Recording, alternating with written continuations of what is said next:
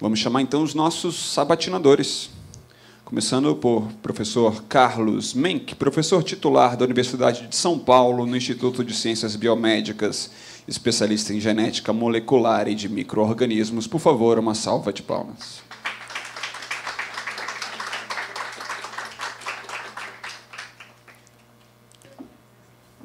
Por aqui, professor. Cuidado, essa escada quase me derruba aqui. Obrigado. Nossa outra representante da pesquisa, ela que fez graduação em Química na Unicamp, realiza o mestrado em Química na USP. E ela também é membro da Rede Brasileira de Astrobiologia, não é isso? É a Maria Fernanda Cerini. Uma salva de palmas, por favor. Chamar nosso, então, primeiro sabatinador, ele que é licenciado em Ciências Biológicas pela Universidade do Grande Rio, graduado também em Tecnologia em Processamento de Dados e pós-graduado em Gestão de Projetos pela Veiga de Almeida. É professor e também é divulgador científico do canal Papo de Primata, por favor, David Airola.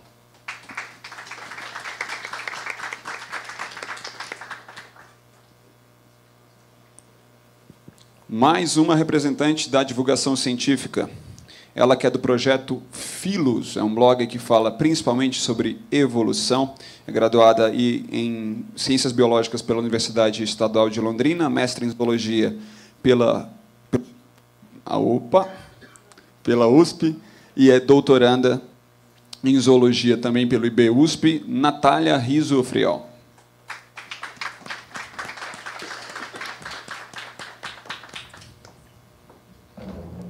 A mediação ficará por conta do jornalista e editor-chefe do HuffPost Brasil, Diego Iraeta. Aqui, por favor. Agora eu vou levantar. E vou pedir, então, a presença dele, que é biólogo, ambientalista e consultor, foi secretário nacional de Biodiversidade e Florestas e secretário executivo do Ministério do Meio Ambiente entre 2003 a 2008. Foi professor visitante da Universidade de Colômbia entre 2008 e 2009, fundou e dirigia várias organizações não governamentais no Brasil, incluindo a Fundação SOS Mata Atlântica e Instituto Socioambiental. É autor de diversas publicações sobre questões ambientais. Em 2003, o livro Biodiversidade na Amazônia Brasileira, por ele organizado, recebeu os prêmios de melhor publicação em Ciências Naturais e da Saúde, Livro do Ano, concedidos pela Câmara Brasileira do Livro. Ele, que é representante da rede, que tem como candidata Marina Silva, recebam, por favor, João Paulo Capobianco.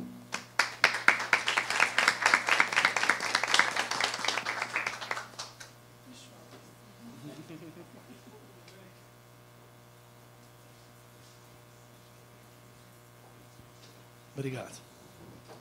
Bom dia a todos. Bom dia, bom dia. Prazer estar com vocês aqui. Tudo bom? Já nos falamos. Já nos falamos.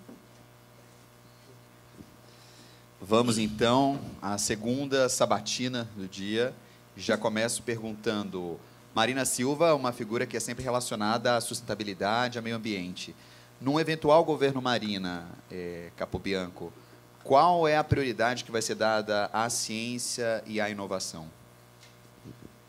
Ciência, tecnologia e inovação estão dentro da organização do... Bom, primeiro, queria agradecer essa oportunidade aqui com vocês.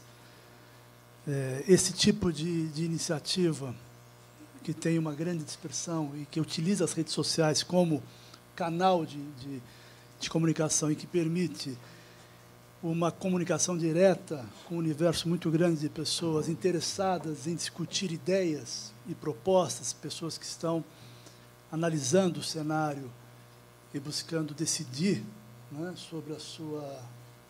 como vai fazer, como vai proceder nas eleições. Isso é fundamental, principalmente num ambiente da política em que a inovação é praticamente zero. Ou seja, essa é a contradição. Nós estamos aqui discutindo ciência, tecnologia e inovação com candidatos ou representantes de candidatos num ambiente político em que tudo se constrói e se estrutura para evitar a inovação, para garantir a continuidade dos modelos antigos, da forma antiga, equivocada, na minha opinião, de fazer política. Então, é muito bom a gente poder estar aqui e poder compartilhar essas ideias e sinalizar qual é a posição. Então, indo objetivamente em relação à sua pergunta, nós temos na concepção do programa de Marina Silva uma série de iniciativas que estão agrupadas em aquilo que nós vamos fazer como medidas de transformação da sociedade, de levar o Brasil para um caminho que nós acreditamos que é um caminho virtuoso, do que nós definimos como um novo ciclo de prosperidade. E temos também um conjunto de iniciativas que nós teremos que fazer para viabilizar isto, né?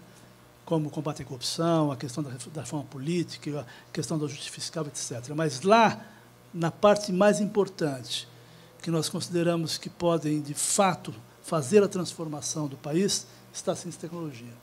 Portanto, é um elemento que nós consideramos vital. Ele é algo estratégico e que deve ser tratado como a base para você, de fato, avançar nas diferentes áreas: educação, saúde, segurança, emprego, desenvolvimento econômico. Então, é fundamental e prioritário. E o financiamento? Agora, ainda mais com teto de gastos, né? A gente sabe, saúde, educação, aí tem uma limitação grande. Como você financiar a ciência, as pesquisas, considerando também a realidade dos pós-graduandos brasileiros, dos pesquisadores com bolsas congeladas, entre aspas, e com situação muito ruim de trabalho mesmo, até em termos de motivação? Bom, existe um problema econômico que todos conhecem. Nós temos um desequilíbrio fiscal que vem consumindo e vem levando o país a uma questão dramática de um crescimento explosivo da relação dívida-PIB. Isso é uma coisa conhecida. O que mais preocupa, o que mais impressiona a todos, e a todos aqueles que se dedicam a estudar os números da economia brasileira, não é o tamanho da dívida, né? Ela é grande, ela é preocupante, mas o que mais impressiona é a evolução da dívida. Ou seja, nós temos uma trajetória dessa relação entre a dívida e o PIB que é absolutamente desfavorável, e se não forem feitas medidas de reversão disso, a consequência direta é o Brasil caminhar para uma situação absolutamente incontrolável de insolvência. Então, é necessário fazer uma ação de reorganização das contas. É necessário recuperar o que nós chamamos de responsabilidade com a economia, de responsabilidade com o uso dos recursos, do controle dos gastos.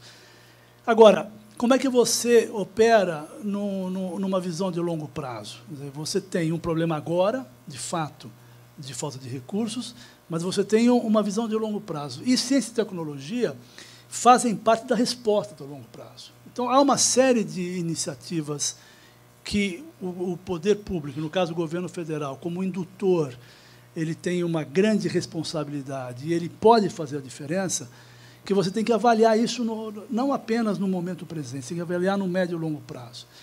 Aquilo que você deve evitar que, ao contingenciar de forma abusiva, excessiva, você está, na realidade, entrando num círculo vicioso, porque quando você precisar dessas soluções, você não vai ter. Então, a questão fundamental é você buscar um esforço muito grande para você voltar, pelo menos, a ter uma relação entre investimento e o PIB que seja uma relação melhor, como a que nós tivemos em 2015, por exemplo, de 1,25% do PIB, né, que era algo que todos nós concordamos, que deu um respiro, né?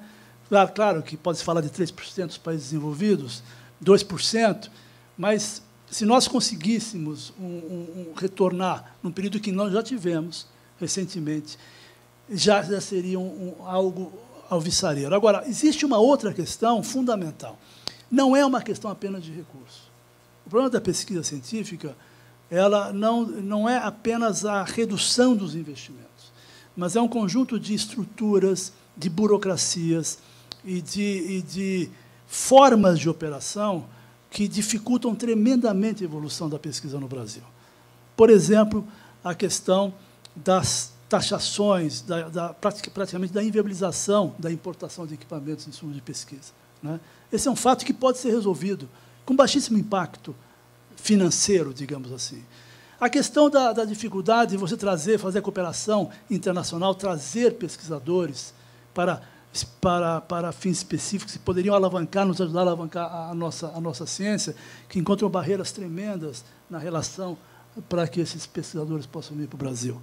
Nós temos as dificuldades da relação entre a pesquisa e a inovação na empresa, na indústria. Ou seja, as indústrias, né, nós temos aí os dados do IBGE que mostram isso. As indústrias brasileiras não inovam. Quer dizer, cerca de 1/3 delas traduzem para a ação econômica aquilo que se avança no conhecimento. Um outro dado que é revelador disso é que nós crescemos nos últimos 20 anos, até 2015, de forma muito positiva nas publicações científicas, nas revistas referenciadas. Demos um salto em termos de participação, mas caímos, simultaneamente, nas patentes, que revelam essa dificuldade que nós temos entre você ser competente na pesquisa, mas não conseguir traduzir essa pesquisa em resultado concreto de desenvolvimento, inovação, capacidade de competição da nossa indústria, por exemplo, solução de problemas de desenvolvimento social e ambiental. E essa questão está muito ligada aos custos e aos riscos de fazer a inovação no Brasil.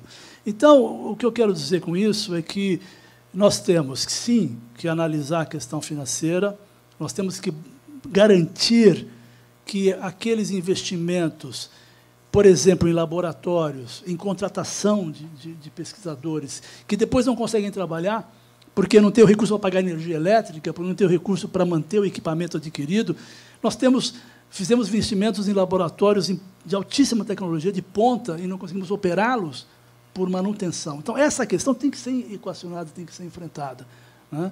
Agora, há um conjunto de iniciativas com a qual a candidatura da Marina está comprometida, que é a desburocratização, a redução dos custos, a redução das barreiras que impedem o maior envolvimento do setor privado no financiamento e no uso da pesquisa e na possibilidade de ampliar a nossa ação, retirando do pesquisador a carga burocrática insana a qual ela é submetida, que nós acreditamos que são fatores fundamentais para isso. Qual sabatinador quer falar? Vamos lá, David. Tudo bem, João Paulo? Tudo bem. João, eu vou fazer uma pergunta que é muito cara para nós que somos professores de biologia, e nesse momento que a gente tem um certo retrocesso em alguns aspectos educacionais, principalmente no quesito da ciência, em que pseudociência impera por aí, é muito caro para a gente esse tipo de questão. A candidata Marina Silva tem recebido sérias críticas por ela alegadamente ser criacionista. Ela, em entrevistas mais recentes, tem dito que isso, na verdade, é um fake news, que ela nunca se disse criacionista e que isso foi criado uma história em cima disso por causa de uma entrevista que ela tinha dado que foi mal interpretada, ou um caso que tinha ocorrido. Porém, há vídeos na internet, um vídeo em particular, onde ela dá uma entrevista que ela fala uma coisa bastante curiosa. Quando perguntada, quando indagada se ela é criacionista ou não, ela fala que não é, mas coloca a seguinte frase: eu só gostaria, algo semelhante a isso, eu só gostaria que a ciência acolhesse a fé do mesmo jeito que a fé acolhe a ciência. É uma frase bastante enigmática. E o senhor é biólogo. O senhor sabe que alguns conhecimentos científicos vão de encontro a alguns dogmas e histórias religiosas. Então, a primeira pergunta que eu teria para fazer é que, definitivamente, agora o senhor como representante dela nesse evento científico, que a gente saiba definitivamente, na verdade são duas perguntas, mas essa é a primeira, se a candidata Marina Silva aceita que as espécies evoluíram dentro de um processo evolutivo ao invés de um ato de criação, conforme é dito em alguns mitos religiosos. E a segunda pergunta que eu gostaria de emendar é que, num momento de possível conflito entre a presidente Marina Silva, em que a presidente Marina Silva precisa decidir entre seguir as suas crenças religiosas ou alguns ensinamentos, alguma tecnologia ou conhecimento científico, nesse tipo de conflito, o que o eleitor pode esperar de decisão da presidente Marina Silva? Bom, em relação à primeira pergunta, minha resposta é, aproveitando que nós estamos na internet, usando a linguagem das redes sociais, SIM caixa alta, tá certo? Bem alta, né? Ela absolutamente acredita na ciência, ela assim advoga e assim se comporta. É necessário, para se avaliar essas questões, olhar um pouco da história, da trajetória, né? O primeiro projeto de biodiversidade e acesso a recursos genéticos, quem propôs foi a Marina Silva, né? Justamente para estimular a pesquisa, a bioprospecção no Brasil. Ela foi o primeiro projeto de lei apresentado, né? Demorou décadas para isso transitar, né? E chegar à legislação que nós temos agora, depois de todas aquelas aberrações de medidas provisórias, que nós fomos contra, quando tivemos a oportunidade de estar na Secretaria de Biodiversidade. Fizemos uma proposta de revogação da medida provisória, que era absolutamente algo inviável para a pesquisa no Brasil, transformava todo pesquisador em biopirata em potencial. Ele era aquela história, você é culpado até que prova em contrário, né? Invertendo a lei, né? Que você é inocente. Era o pesquisador, e você é biopirata até que prova em contrário. O pesquisador tinha que provar tudo, assim, básica, era uma via cruz para que ele pudesse obter autorização de bioprospecção. Projeto que nós desenvolvemos junto com a SBPC, com a Academia Brasileira de Ciências, ou seja, não há nenhuma hipótese e não há nenhum elemento que possa, de forma analisado com racionalidade e com isenção, que permita dizer que a Marina é criacionista. O que a Marina diz, e eu entendo, e como uma pessoa que trabalhei com ela, que formou sua equipe, eu sou da academia, fiz doutorado, trabalho com um projeto temático na FAPESP. O que ela diz sempre é o seguinte: as pessoas que têm fé têm direito de ter fé. Existe uma diferença entre você ter fé e você ser uma pessoa pública e ter responsabilidade pública. Essas coisas não se misturam. O Estado brasileiro é um Estado laico. Portanto, não há a menor possibilidade dessa mistura. Não há a menor possibilidade de que a Marina tome uma decisão baseada na fé. Qual seria essa decisão? Bom, qual seria uma hipótese? Na verdade, o que a gente gostaria de ter uma segurança é de que não acontecesse como parece ter acontecido em determinadas ocasiões em que ela cedeu a pressões de líderes religiosos e o público mais religioso em algumas decisões ou palavras que ela proferiu. Por exemplo, você tem assim uma... Eu não gostaria de citar o nome. Talvez fosse legal aprofundar. Mas aí não é exatamente ciência, mas seria o programa de governo de 2014, que ela teria mudado, ela mudou logo depois de um tweet do Silas Malafaia, que representa a Assembleia de Deus. Exato. É claro que eu estou perguntando com relação à pesquisa científica. O questionamento é se houver alguma pressão de liderança religiosa, a Marina recuaria de algo que ela eventualmente tenha prometido, inclusive em relação à ciência? Bom, basta você ver nesse caso específico desse senhor, ele é o maior inimigo da Marina, e é o maior inimigo da criatura da Marina. Essa é a fake news mais inacreditável que eu conheço, porque essa pessoa que você citou, Silas Malafaia, que é citado como alguém próximo à Marina e que teria influenciado ela a mudar de posição, é o seu maior inimigo nas mídias sociais. Basta, entrem aí nas mídias sociais e olhem as posições do Silas Malafaia em relação à Marina. Ele está com o Bolsonaro, se não me engano. Então, quer dizer, é fake news total. O que aconteceu especificamente, que não tem nada a ver com ciência, mas tem a ver com a questão do programa 2014, e que É muito interessante essa questão, só para a gente entender um pouco, que eu acho importante, sabe, entender como é que é a posição da Marina em relação às coisas, em geral, né? O programa foi realizado, e como é sempre realizado, agora eu estou nessa função, participando da coordenação do programa, ele é o resultado de um volume enorme de colaborações, né? Nós recebemos, agora, em 2018, nós recebemos centenas de colaborações de pessoas de diferentes áreas, especialistas em várias áreas, militantes em várias áreas, sobre vários temas. E o trabalho é sempre esse, é você fazer aquilo que a própria Marina diz muito, de você recolher as melhores ideias e soluções e propostas. Porque, como ela diz também, o governo não faz nada. O que o governo faz, e um bom governo, é ter a capacidade de se conectar com a sociedade, com as especialidades, com as pessoas que estão aqui, nesse campo da ciência, e outras pessoas em outras áreas, para recolher aquilo que é a visão de quem está no dia a dia, que está executando, que tem as propostas, que tem as melhores soluções. Não há nada inovador que parta do Palácio do Planalto. A inovação parte da sociedade. E o governo competente, na nossa opinião, é aquele que é capaz de perceber isso, identificar isso, transformar isso em política pública, né, e tornar isso uma ação de Estado a partir da inovação que vem da sociedade. Então, o que acontece? O programa de 2014 teve um problema na edição.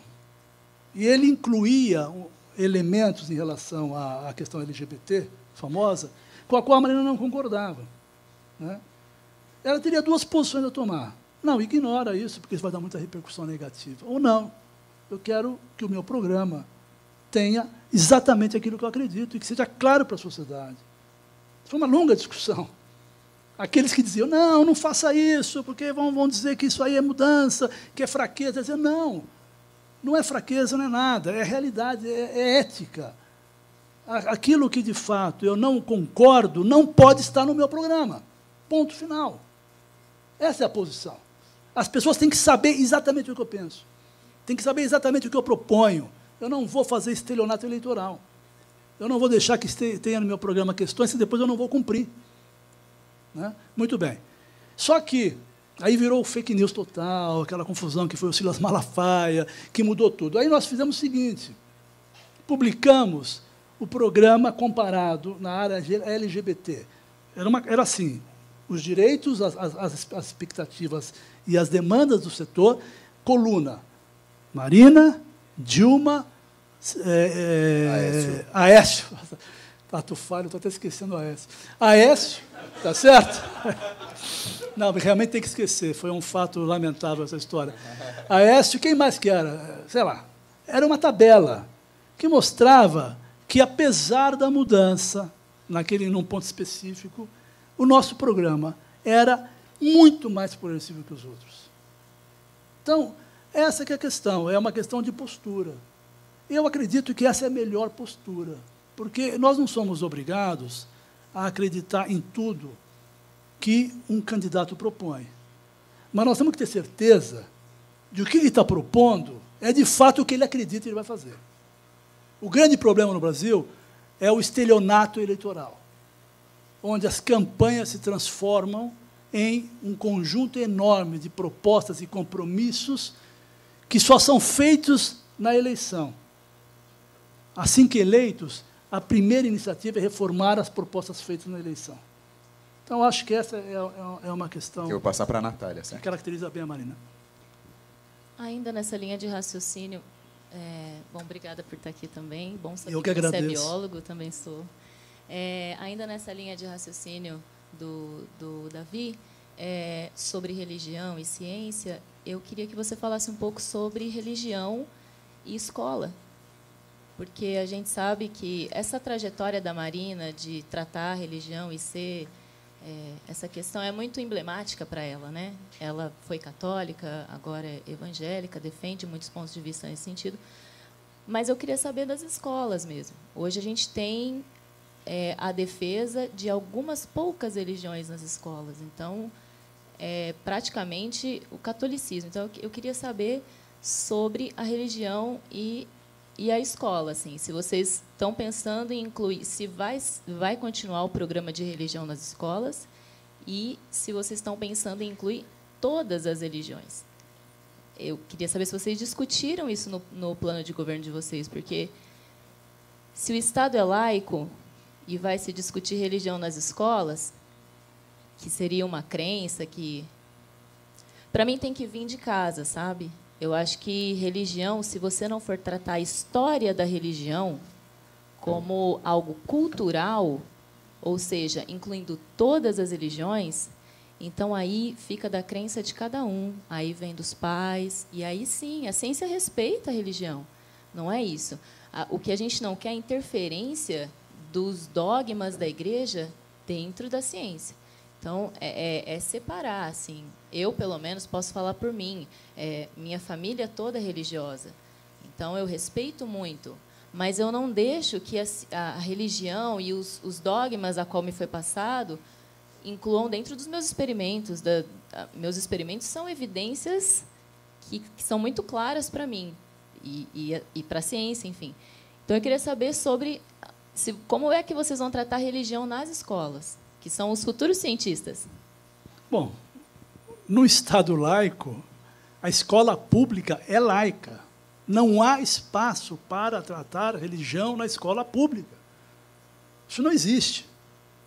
Isso não existe e não poderá existir. Então, vocês fariam uma reforma porque e excluiriam não, a religião não está na base escola. comum curricular. Não é matéria obrigatória. Isso não existe essa possibilidade. Né? Não se trata de você ensinar todas as religiões. Se trata de você ensinar na escola aquelas matérias que são, por lei, definidas como curriculares, e assim são aprovadas e assim têm que ser implementadas. Esse é o papel da escola. As escolas privadas religiosas, isso é uma questão delas, é uma opção, inclusive, das famílias.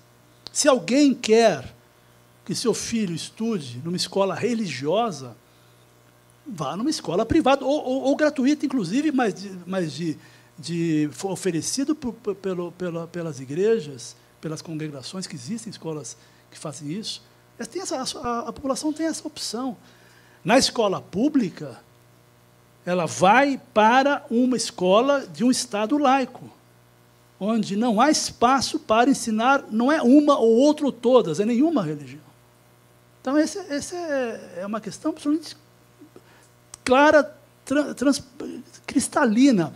E, aliás, essa história desse fake news do criacionismo foi justamente nesse contexto, porque foi ao contrário. Por isso que essa história do fake news, desse caso, e é incrível como isso pega. Olha a sua pergunta, porque isso leva, de fato, a uma insegurança. Né? Você imagina, eu mando meu filho para a escola pública e ele tem aula de religião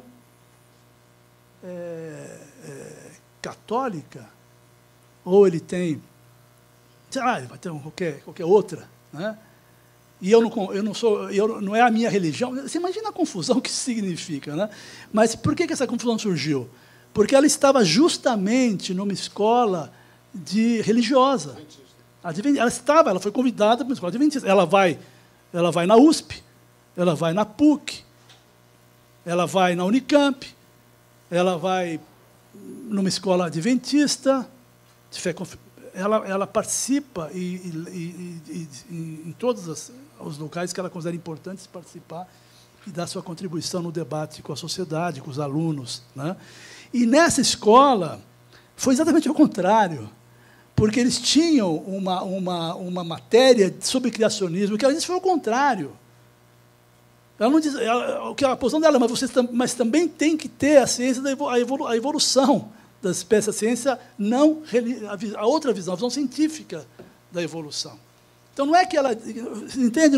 Não foi o seguinte: nós temos que ensinar criacionismo nas escolas públicas, por exemplo.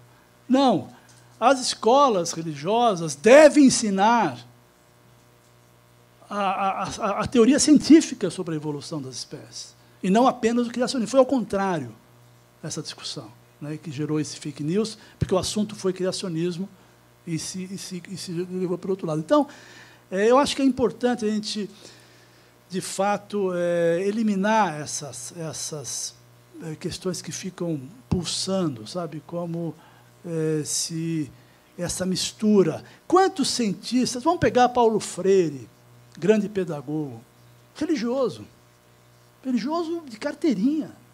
Alguém, por acaso, vai me dizer que o Paulo Freire usou a sua metodologia de alfabetização, a sua pedagogia, para impor a sua fé sobre os alunos, ou os milhões de alunos que ele influenciou?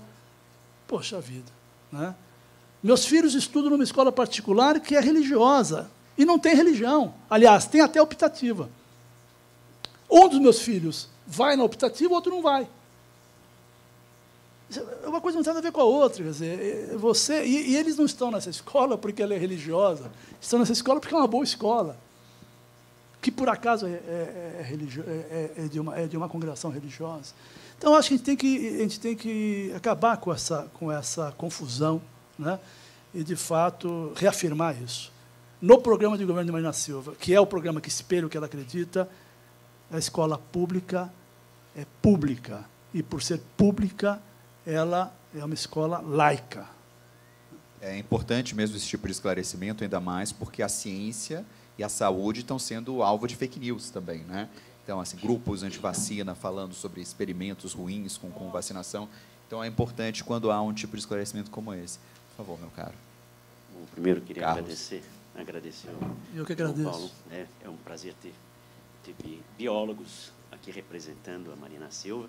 Eu queria agradecer ao Grupo Conhecer pela oportunidade. Eu fiquei muito feliz de ver, depois de 30 anos de lecionar, um monte de alunos meus, biólogos, estão aqui. Tenho muito orgulho pelo que vocês estão fazendo. Muito obrigado. A pergunta que eu quero fazer, eu quero mudar um pouco o tema, é realmente de ciência e desenvolvimento de ciência no Brasil. Ciência é importante, já foi comentado, importante para a educação, importante para o nosso dia a dia, importante em todas as áreas da nossa sociedade. Na verdade, é mais que isso. Ciência é o nosso futuro. Eu acho que sem a ciência a gente não vai ter futuro. Os governos, em geral, conseguem estabelecer pensamentos nesse sentido. E você vê isso claramente. Os países desenvolvidos investem 2% a 3% do PIB em ciência. Coreia do Sul, China, tem como meta 5% de investimento no PIB. E investimento no PIB não é necessariamente o dinheiro que o governo, claro que vai ser importante, mas de políticas públicas para tornar possível as empresas aplicarem em ciência no país. Bom, eu fiquei muito surpreso que o Brasil também tem meta. O Brasil também tem meta. E a meta existia desde o governo Lula, passou pela Dilma, e é a mesma meta do governo atual. Ou seja, independente de ideologia de esquerda, de direita, é uma meta que sobrevive. O que não sobrevive é alcançar a meta. Está sempre sendo postergada. A gente tem sempre 1% ou menos de investimento em ciência e tecnologia. A meta do Brasil, é importante que se diga, é 2%. Está no plano estratégico de ciência, tecnologia e inovação do Ministério atual. Então, a minha pergunta é clara. Qual é o compromisso do governo, o eventual governo Marina Silva, de cumprir a meta? Só isso. 2% do PIB para ciência e tecnologia. O compromisso é de cumprir a meta e ajustar, tornar viável cumprir a meta. É uma resposta que você exige uma resposta direta, né? Se fosse uma resposta mais simples, daquela sim ou não, seria maravilhoso. Como essa que eu dei aqui do criacionismo, sei lá, é fácil. O problema, né, é que, quando você se compromete com a meta, e ela deve ser um compromisso, porque nós já chegamos a 1,25% do PIB, e olha o que isso significou, do ponto de vista de... o Brasil sabe? Olha o crescimento das publicações em revistas de referência que você tem. É uma coisa impressionante. Né? Então, menos de 1% para 2,11% em 20 anos, uma explosão. Né? Agora, tem um problema que nós temos que ser transparentes. Nós temos um problema fiscal dramático. Agora, veja bem, só as desonerações, né, que chama dos gastos tributários, aquilo que o governo, por planejamento bem pensado, por lobby, por pressão e, principalmente, por privilégio de determinados segmentos e setores, o governo brasileiro gasta 4% do PIB. 4% do PIB, que é o que ele não arrecada, em função desses chamados gastos tributários. Refis, por exemplo. Não sei se todo mundo sabe o que é um refis. Todo ano tem refis. Refis, o próprio Ministério, a própria Secretaria da Fazenda, o Ministério da Fazenda, mostram, virou uma estratégia de apropriação de recursos públicos, porque o setor privado vai recolher imposto por quê? Por que eu vou recolher imposto se eu sei que vai ter um refis e eu vou ter um desconto? Eu prefiro pegar o meu dinheiro, aplicar no mercado financeiro, ganhar com essa aplicação, e quando vier lá na frente o imposto, eu vou pagar, sei lá, com 50% de desconto, sem juros, sem correção monetária. Quem é que está financiando? Quem é que está financiando o lucro indevido, neste caso, totalmente indevido? É o recurso público. Nós temos o compromisso de não fazer nenhum refis. Rever todas as desonerações. Nós temos desonerações que impedem a competitividade, inclusive as empresas que querem inovar, que querem ser competitivas e estão dispostas a gastar para inovar, apesar de todas as barreiras que encontram, enfrentam um verdadeiro lockout. Por quê? Porque tem setores que não têm, que têm isenção tributária e competem no mercado com baixíssima produtividade, com produtos de péssima qualidade, e sobrevivem. Então, nós estamos vivendo uma situação em que a resposta é essa: nós temos um compromisso. Mas esse compromisso terá que ser construído. E essa construção exigirá uma revisão de um conjunto de equívocos na economia que permitam essa janela financeira que hoje não está disponível. Então, essa que é a resposta que eu gostaria de te dar. Sim, com responsabilidade. Né? Maria Fernanda, vamos lá. Só fazer Claro, Dan. Só um pouquinho também. Tudo bem, o compromisso, o senhor acabou de falar que o projeto tem. Isso vai fazer parte do programa, né, alguma referência a esse compromisso? E o senhor acredita que, em quanto tempo consegue elevar, se não atingir num prazo próximo, mas pelo menos elevar esses investimentos em 1 ano, 2 anos? Existe alguma proposta concreta com que a gente pode contar? Não, existe. Isso é um pente fino de detalhe que a área econômica está trabalhando. A Marina tem a felicidade de contar com economistas de altíssima competência e qualidade. Esse grupo de economistas acabou de elaborar, inclusive, algo muito interessante, que é um sistema de cenários, ou seja, se você consegue, tirando o refis, retirando determinadas isenções, corrigindo determinados privilégios, né? Revendo a questão, por exemplo, da taxação de dividendos versus a taxação da produção. Se você, um conjunto de medidas que você pode adotar, que estão no programa, qual o reflexo disso, do ponto de vista da visão de médio, curto e longo prazo? Né? Como é que se comporta?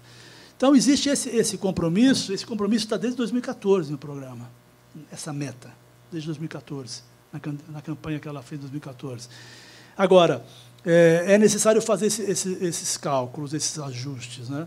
Eu acho muito difícil, e falando muito francamente, de forma transparente, para quem está nos vendo aqui na internet, você dizer hoje, com responsabilidade, que você é capaz de fazer isso em 1, 2 ou 3 anos.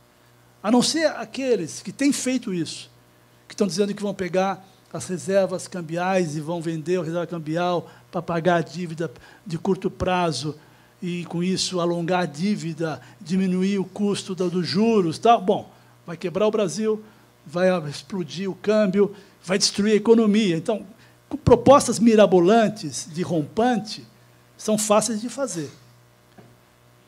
Eu prefiro manter a resposta de que nós temos o compromisso, ciência e tecnologia é estratégico, como bem dito aqui. É prioridade? Claro que é prioridade, porque é estratégico. Como você bem disse, sem ciência e tecnologia e inovação, repito, eu faço questão de dizer isso, ciência, tecnologia e inovação. O que significa isso? Trazer desenvolvimento científico e tecnológico para a ação, para a economia, para a solução de problemas de saúde, para a solução de problemas ambientais, para alavancar a economia de baixo carbono, para melhorar a nossa matriz energética, para baratear o custo das energias renováveis, para criar a geração distribuída efetivamente no Brasil. Ou seja, esse é o universo. Nós estamos vivendo o universo disruptivo na tecnologia, nas mudanças, nos big data, na informação, na digitalização de tudo. O Brasil tem que avançar nisso. Isso é tecnologia aplicada. Como é que nós vamos fazer isso? Se nós não tivermos desenvolvimento científico e tecnológico associados, trazendo as empresas e o setor privado. Nós temos que valorizar a legislação recém-aprovada, que tem que ser implementada, para que você possa, de fato, criar as parcerias entre pesquisa, desenvolvimento e o setor privado, para transformar isso em inovação. Nós temos que cuidar, inclusive, eu repito aqui, da questão de você ser mais aberto a receber profissionais de alta tecnologia que têm interesse em vir ao Brasil e que possam contribuir para a gente alcançar isso, e que hoje são barrados pela dificuldade enorme de você incorporar esses pesquisadores à nossa atividade de pesquisa no Brasil econômica. A gente não consegue revalidar um diploma no Brasil. É uma loucura. Então, você tem que, de fato, ser prioridade. Falar que a prioridade é fácil. O difícil é você mostrar por que caminhos você vai tornar isso prioridade. Eu vou repetir aqui os caminhos. Os caminhos é fazendo já. E isso a gente pode dizer já. Retirar todos os entraves possíveis, burocráticos, barreiras tarifárias, sobrecarga de impostos que dificultam tremendamente a vida de um pesquisador no Brasil. Vocês sabem disso, melhor do que eu. É um inferno. É um inferno. Não é possível. Não é possível que pesquisar no Brasil, desenvolver a tecnologia, seja um inferno. Não é possível. O nosso compromisso nós temos, viu? E não tem nada a ver com religião, tá? É resolver esse problema dessa burocracia. Isso vai ajudar muito. Conhecer eleições 2018, usa a hashtag, e no Twitter o HuffPost Brasil, @HuffPost Brasil, está cobrindo live tweet. Maria Fernanda, por favor. Bom, aproveitando o gancho aí, agora que você estava falando de pesquisa, né?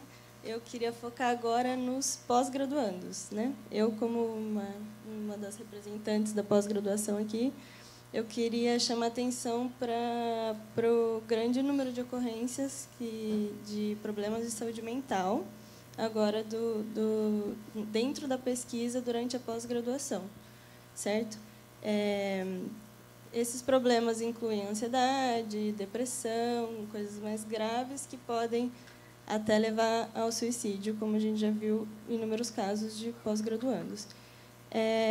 Além das questões sociais, né, que são normais, de pressão, cobranças excessivas, afastamento da família e dos amigos, competição, falta de orientação, boa orientação, entre outros, um dos agravantes é a nossa condição de trabalho, certo? a gente... E trabalho eu coloco entre várias aspas, porque a gente ainda não é considerado como um pesquisador trabalhando, né? A gente ainda é aluno estudando até acabar o nosso doutorado. E, por conta disso, a gente não tem nenhum direito trabalhista e nem benefícios. A gente não tem 13º, nem férias, INSS, seguro-saúde, lista enorme, né? E além de tudo isso, o valor das bolsas, como você tinha falado, o valor das nossas bolsas já é baixo e não é reajustado há 5 anos, sendo que nesse mesmo período o salário mínimo cresceu 40%. E, além disso, depois de todos esses anos, a gente tem baixíssimas expectativas de inserção no mercado de trabalho. O Brasil forma inúmeros mestres e doutores todo ano, esse número só cresce, e aí não consegue absorvê-los no mercado de trabalho. Então, pensando nisso e sabendo que a grande maioria da produção científica no Brasil é feita por pós-graduandos, mestres, doutorandos e doutores e pós-graduandos, eu queria saber se, no eventual governo da Marina, haverá algum plano para melhorar essa situação precária, né, dos pós-graduandos, pensando em 2 coisas. Talvez nas políticas de incentivo assim, para a absorção deles no mercado de trabalho e nessa questão dos direitos trabalhistas e benefícios. Olha, primeiro que eu pediria, eu ficaria muito grato se você pudesse enviar para nós esses dados sobre essa questão questão de saúde física e mental. Isso, de fato, olha que incrível, né? Esse é um dado que não apareceu. Esse foi um assunto que não apareceu para nós, e olha que nós temos recebido inúmeros documentos, papers, discussão, propostas, sugestões. Isso não apareceu em nenhum caso. Então, eu fico feliz de estar aqui aprendendo. Eu me lembro, só um parênteses, né? Um parênteses rápido. Quando eu falei que eu vinha para cá, eu falei, puxa vida, vou ser sabatinado, não sei o que vai dar esse negócio, né? Assim, comentando em casa, né? Aí eu falei, mas no máximo que vai acontecer é que você vai aprender um monte de coisa, que vão te perguntar que você não sabe, e você vai ter que dizer que não sabe, mas depois você vai ter que aprender e vai beneficiar o programa. Então, esse é um caso claro. Assim, eu não ouvi de ninguém, nós não recebemos sugestão de ninguém, e eu agradeço muito que você traga isso, porque isso é algo que é muito caro, inclusive, para o perfil da Marina, né? Então, por favor, esses dados, se tiver dados organizados sobre isso, depois eu vou deixar meu e-mail, eu agradeço muito se você puder nos enviar, né?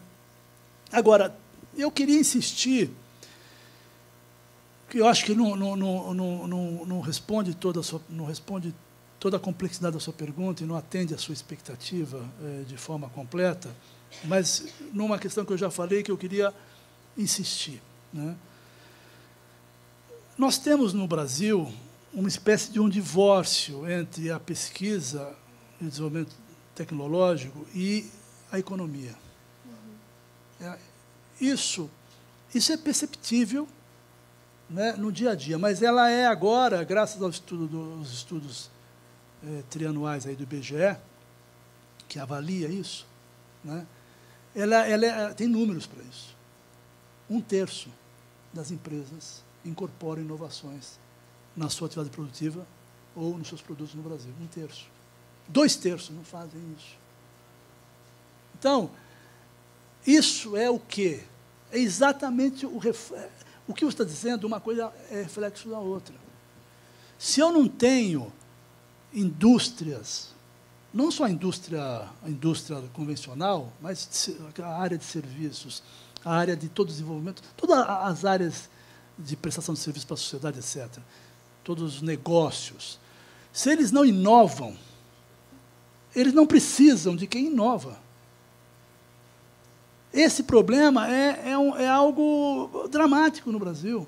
Isso é consequência do custo e do risco que as empresas correm para fazer isso. Isso é consequência dos subsídios equivocados que estimulam a baixa produtividade, desestimulam a inovação, porque na competição no mercado, as que querem inovar perdem, custa mais caro o produto. a sociedade não quer comprar. Então, nós temos que romper isso, sabe? Isso depende do governo. Isso são normas, isso são regras. Subsídio é dado por decisão do próprio governo, ele que dá. Né?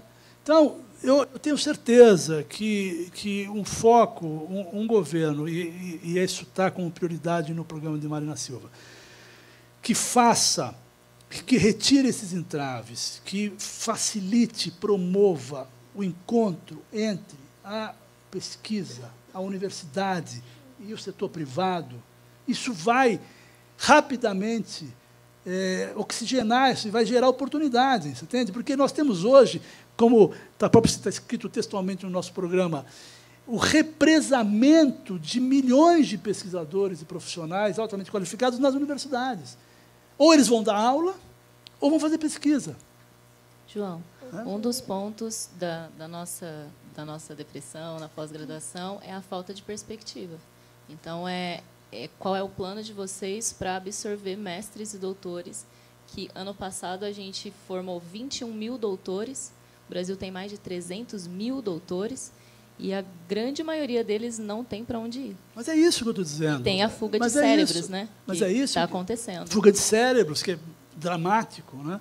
É exatamente isso. É você criar as condições para que você tenha uma indústria de inovação no Brasil, uma ação de inovação, que isso seja um valor, né? Ou seja, retirar aquelas... O Brasil, se você olhar, é uma coisa incrível, isso é uma coisa que a gente discute muito. Quando você olha a complexidade tributária no Brasil, a complexidade dessas exonerações, desses, como eles chamam lá, de casos especiais, tal, você vê que o que acontece? Tem um problema aqui, então é o seguinte, eu tenho um problema aqui, então eu vou fazer essa coisa aqui. Quando eu faço essa coisa aqui, gera um problema aqui. Bom, gera um problema aqui, então eu vou fazer essa coisa aqui. Você vai mexendo no tabuleiro das regras e vai tornando elas cada vez mais complicadas. E a complicação significa risco. E o risco desestimula. Ninguém que é empresário quer risco. Ele quer fugir do risco. Né? Então, se você tem um ambiente tributário, se você tem regras de relação entre empresas de pesquisa que são de risco, que podem significar perdas, ninguém quer inovar. Então, esse é o segredo, eu insisto nisso, né? É você retirar essas barreiras para a inovação. Isso é a principal resposta que eu posso te dar. Mas e aí, só uma dúvida, isso significa que para a ciência, então, ser financiada, para a vida dos pós-graduandos melhorar, para eles terem mais oportunidades, a reforma tributária é um ponto principal, aí, número 1 de um governo Marina? A reforma tributária, a revisão das desonerações, né, e o aumento dos investimentos, da verba destinada para a pesquisa.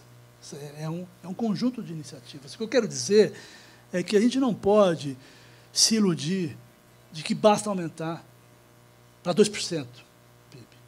Não, eu consegui, pronto, 2% do PIB.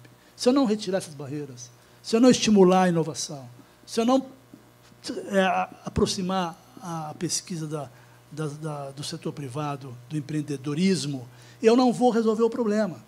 Eu vou continuar com o problema, eu vou ter mais gente sendo formada, as bolsas vão ser melhores, vão ser mais constantes e vão continuar sem mercado de trabalho. Então, esse que é o nosso. Nós temos que juntar. Essa agenda é uma agenda que ou você faz ou você faz. Não é aquela agenda que você pode ou não fazer. Ou você faz ou você faz. Não tem como não fazer. Né? Só um detalhe. Quando eu estive lá na Universidade de Colômbia, eu assisti um negócio que me impressionou muito. Um parênteses aqui só de depoimento pessoal. Eu estava lá, estava como professor visitante, eu fiquei num centro de pesquisa que trabalhava, centro de pesquisas, economia, sociedade e meio ambiente, né, vinculado à universidade.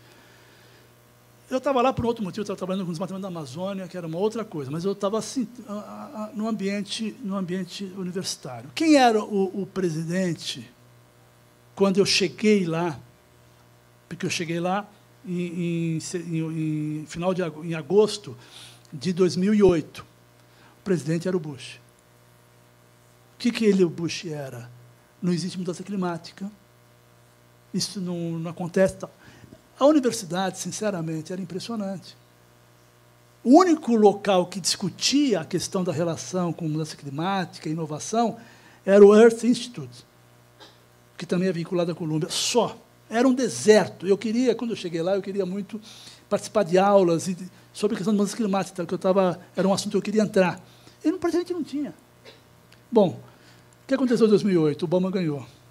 Em 2009, tinham mais de 12 centros pesquisando mudança climática na universidade,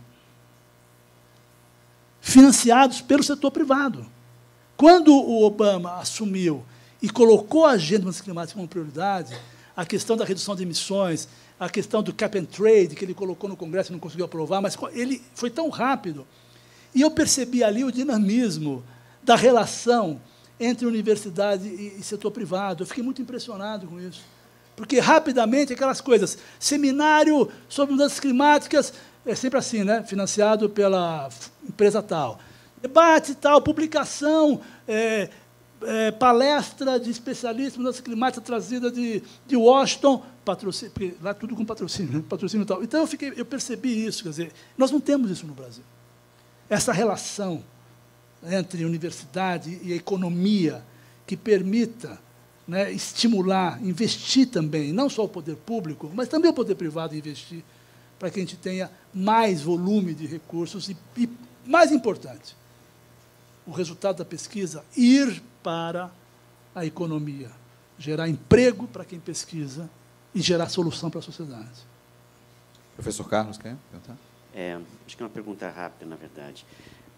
Na década passada, o Brasil, por prioridades, investiu enormemente criando novas universidades.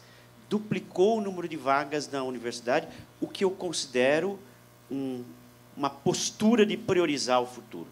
Só que essas pessoas que entraram, docentes, criou perspectiva para os pós-graduandos, pessoas brilhantes que nós investimos durante décadas na educação, eles estão abandonados. São brilhantes. Se a gente não quer, daqui 10 anos, estar reclamando que esses indivíduos brilhantes viraram medíocres, nós vamos ter que fazer um esforço de priorizá-los também. Com certeza. Então, eu queria saber a sua com posição certeza. frente a essas universidades que foram criadas. Com certeza. Como nós estamos dizendo, né, mal comparando, é a história do ensino infantil, né? Universalizou, praticamente, né? Ainda falta um pouco. E qual é a qualidade? Né? No caso da universidade, não é o problema da qualidade. Você fez, você deu, você formou, e qual é o destino? Qual é a continuidade desse projeto? Né? O compromisso tem que ser com continuidade. Né? Como eu disse aqui, você tem hoje uma situação absurda no Brasil. Você tem pesquisadores que estão em instituições de pesquisa financeira com salários pagos pelo poder público, em laboratórios de top, de última geração. Conseguiram passar pelas barreiras todas insuportáveis e trouxeram os bons equipamentos. Mas não tem dinheiro para pagar energia. Não tem dinheiro para comprar os reagentes. Não tem dinheiro para fazer limpeza. Isso é burrice. Né? Isso é burrice. E uma coisa que eu posso dizer para você, o governo Marina Silva não vai ser burro. Né? Porque isso daí significa... É o pouco que inviabiliza. O muito já foi feito, falta o pouco, e esse pouco que inviabiliza, isso é inaceitável, e nós vamos ter que encarar isso de frente. João, ainda na questão da pós-graduação, eu acho bastante importante trazer esse tema, e queria saber o que vocês vão fazer em relação a isso, é sobre a maternidade na ciência. Então, como é que vocês pensam, não sei se vocês têm esses dados também, mas a gente tem muitas mães cientistas com mentes brilhantes. Tenho até uma amiga aqui que tem uma produção incrível. Ela até escreveu um texto para o HuffPost, a Dani, e ela tem uma dificuldade enorme em acompanhar no mesmo nível cientistas que não têm filhos. Mas ela tenta, com todas as forças dela, se manter produzindo, porque a CAPES e a CNPq cobram isso de maneira a não entender que o cientista tem uma vida além da pós-graduação, além da sua pesquisa. Então, eu queria saber se vocês têm esses dados sobre mães na ciência e teve um caso específico dela que ela trocou a bolsa dela de CAPES para a FAPESP e ela perdeu a licença maternidade remunerada. Foi uma conquista a licença maternidade para as pós-graduandas, mães, mas ela, no momento em que ela trocou de CAPES para a FAPESP, porque a bolsa FAPESP é melhor, e não tinha dúvida de que ela faria isso, a FAPESP simplesmente não deu a remuneração desses 4 meses que ela ganhou. Então, isso é uma brecha que existe, isso é inaceitável, e eu queria saber o que vocês pensam em fazer em relação à vida social dos pós-graduandos nesse sentido. Com relação à questão da FAPESP não ter, digamos, honrado, digamos assim, com esse compromisso que ela tinha na CAPES, está aí a candidatura do governador do Estado, vocês deviam chamar ele aqui, ele assumir esse compromisso, porque, de fato, isso não é uma decisão que o governo federal possa tomar.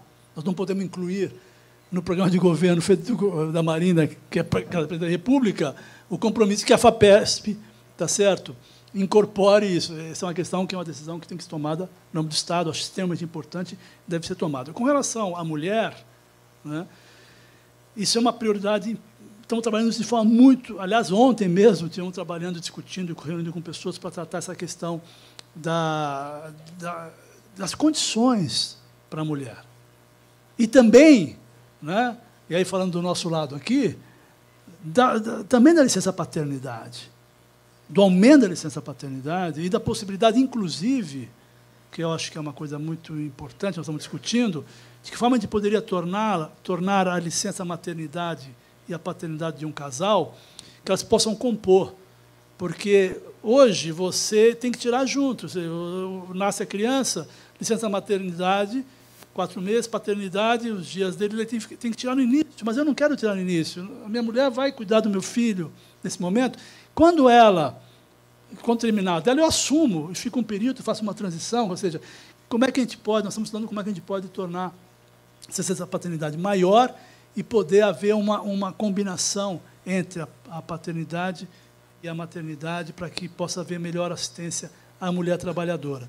Segundo, não é só o caso do pesquisador, das pesquisadoras. Isso está espalhado em toda a economia brasileira, é impressionante. É um dos elementos mais dramáticos da desigualdade, da exclusão. As pessoas, as mulheres trabalhadoras que não têm condição de pagar alguém para cuidar dos seus filhos, não podem trabalhar. Né? Então, nós temos na educação, nossa primeira prioridade é criança como prioridade absoluta. Ou seja, a educação infantil, mas do 0 aos 6 anos, que envolve creche, envolve escola de qualidade para a criança na fase, antes dela entrar na escola, no ensino infantil, isso é uma prioridade. E é resolvendo este problema que nós vamos poder dar às mães trabalhadoras, pesquisadoras, quilombolas, produtoras empreendedoras, poder dar espaço para que elas possam ter a maternidade com qualidade, ter os filhos criados com qualidade e trabalharem de forma adequada. Esse é um compromisso fundamental do programa da Marina. Tá ótimo. Infelizmente, nosso tempo acabou. Agradecemos a participação dos 4 sabatinadores, também do João Paulo Capobianco, que representa o programa de governo de Marina Silva. Daqui a pouco a gente vai ter Walter Neves aqui representando o PPL, sendo sabatinado também por outros cientistas e influenciadores, outros divulgadores científicos. Agradeço, João Paulo. Eu agradeço muito essa oportunidade, agradeço muito as perguntas, agradeço a sinceridade e a transparência que a gente pode trabalhar e agradeço aos internautas e espero que vocês tenham ficado mais interessados em conhecer mais das propostas da candidatura da Marina Silva. Muito obrigado. Obrigado, gente. Então, até daqui a pouco.